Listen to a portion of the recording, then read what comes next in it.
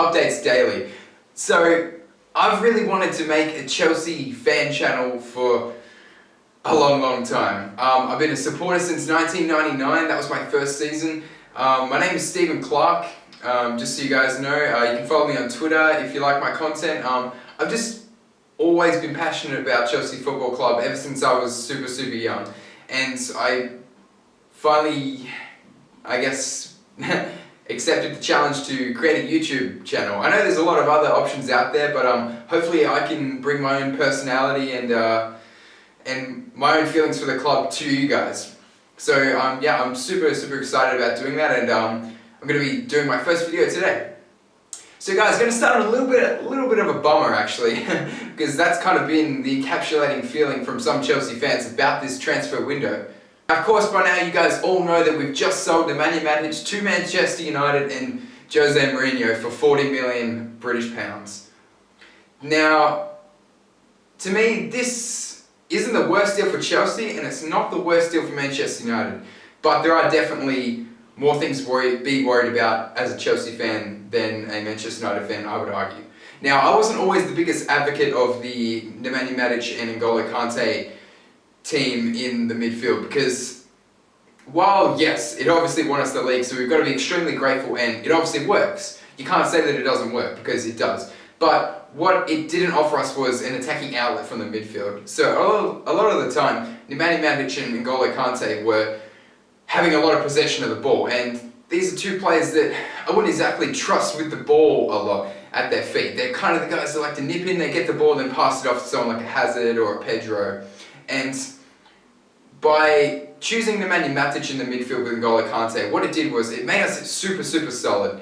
And especially in the 2014 season when he came back in January, I believe, and working in that Jose Mourinho side, he was like super good. Like I remember he was definitely my player of the season for like the first 2 seasons he was back in the club. Won us the Premier League title, basically in a similar vein to how we see N'Golo Kante. That's how we saw Nemanja Matic not that long ago. But what's happened is he's kind of been outshined by Kante since he's arrived. Now, going back to my point, the two of them in the midfield, the problem was that Nemanja Matic isn't Cesc Fabregas. He's not able to pick out that pass or to make that final little flick or little touch that would have helped us win a few more games this season, I believe, which is incredible considering that we broke the Premier League record for wins in a season, and we could have won more. So I mean, it's kind of striving for perfection in a way, because Nemanja Matic is a very good player, and I think we're going to actually see the best out of him at Manchester United. Now, this is my biggest problem. We've strengthened a direct rival, in my opinion. Because you think about Pogba, you think about Herrera, right? Those two in a midfield too. It's not the furthest thing away from N'Golo Kante and Nemanja Matic in that similar way. But by creating 3 midfield with Matic sitting, you got Pogba in the right midfield role, which is the same right central midfield, that is. The same role that he played at Juventus. He's going to be able to unleash all his technical ability. He's got all the ability in the world, that guy. And with someone like Ander Herrera, who can, he can pick out a pass. He's definitely a good player to have in, as we've obviously seen when they beat us at Old Trafford this season. So those 3 across the midfield, I think it just screams, man. It screams Jose Mourinho and a possible title challenge. So I'm not exactly sure that we've done ourselves any favours there. But my biggest problem with the deal is that now we've left ourselves extremely short. So we've now only got Cesc Fabregas, who is brilliant, and I hope to see in the team if we do play a 3 midfield a lot.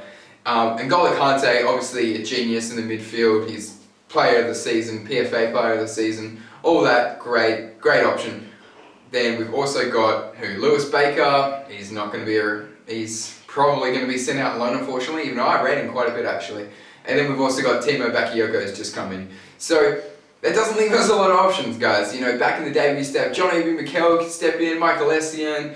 There's a lot of different options. We used to always have options with Lampard, all those guys in the midfield. And we've always been pretty strong in the midfield, but we're pretty thin this season, I would argue, right now. So this is where all the rumours coming in now, linking us to people like Ross Barkley, Renato Sanchez on a possible loan with an option to buy, I believe, but I think Bayern have come out and said today that's not happening, which is a bit unfortunate. And the recent rumour is Danny Drinkwater. Now, I can see why everyone rebuffs this straight away, because it's Danny Drinkwater, he plays at Leicester. But you got to remember, this guy is a Premier League winning midfielder, and he formed an incredible partnership with N'Golo Kante. Now, don't get me wrong, don't start screaming at me in the comments. I'm not saying we should definitely buy Danny Drinkwater, but as a fourth or fifth option in the midfield, at a reasonable price, I wouldn't pay more than like 15, possibly 20 million in this market, but not the worst option to have. I think he's got a bit more technical ability than people give him credit for, and I think he's not the worst option out there. That being said, I think we definitely need to strengthen a few different positions, and by losing Nemanja Matic like we have today, we've really left ourselves super thin. And with not the most impressive pre-season, going into this Community Shield on the weekend, I don't think a lot of Chelsea fans are super optimistic. Personally, I think we're going to be alright. I just think with this current squad right now, I don't think we're going to get out of the Champions League what a lot of fans are going to want. We're going to want to push for semi-finals, quarter, like late into the stages. And I just don't think with this squad that we're going to be able to challenge on 4 different fronts. Anyway, guys, let me know in the comments what you think. Do you think it was a good idea to sell Nemanja Matic? Who should we bring in to replace him? Do we need to replace him? How do you guys think we're going to go this season? Yeah, what do you guys want to see from me content-wise? I'm really down to experiment and to bring anything. If you guys want to know stuff about me or about my life as a Chelsea fan, or like, you know, who my favourite players are, that sort of thing. So yeah, guys, leave us a like if you like this video. Subscribe if you want to see more from me. I'm going to be uploading them daily, as the channel name goes. So yeah, I'm really looking forward to it, and yeah, go Chelsea.